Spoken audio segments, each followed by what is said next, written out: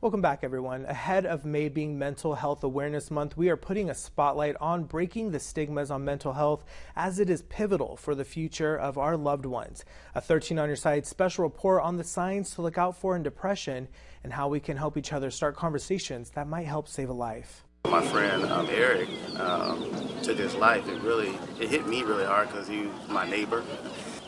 And I thought, you know how you look and idolize people, and you see him like, oh, he has everything. He's smart, he's good looking. Starting a conversation can help someone feel heard and maybe even save a life. Breaking the stigmas on mental health is pivotal for the future of our loved ones, and one behavioral health manager reminds us we are not alone when the going gets tough. We have to speak up. We have to help reduce the stigma and normalize this, because we all go through depressed mood.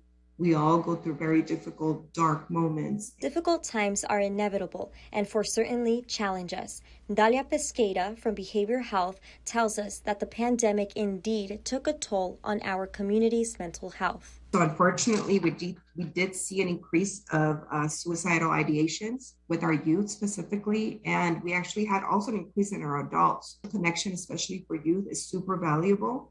And with the pandemic, our limitations to be able to protect our health did not allow for that connection. Pesqueira says most of our youth leaned on social media to make those special connections, but social media isn't always helpful. Unfortunately, if they were comparing themselves, or they felt that my friends were not accepting of me anymore because they were not calling me. As a friend, we have to be very mindful when people make drastic shifts in their behavior. Changes in behavior and isolation are one of the many signs to look out for. Another sign, for example, could be irritation. They're always irritable. Sometimes we see anger. Pesqueira also says loss of appetite and sleep deprivation are signs of depression as the brain battles through worry and regrets of the past. Depression is horrible place to be in. We're in such a darkness that makes us think bad of everything, and we mainly criticize ourselves for what. Imperial Valley College is doing its part to start conversations and break stigmas on mental health as they collaborated with Active Minds organization to talk about the impact of suicide. Over 1,000 backpacks were displayed on the campus to represent each life lost to suicide. The campus also hosted booths from the many different resources available in Imperial County.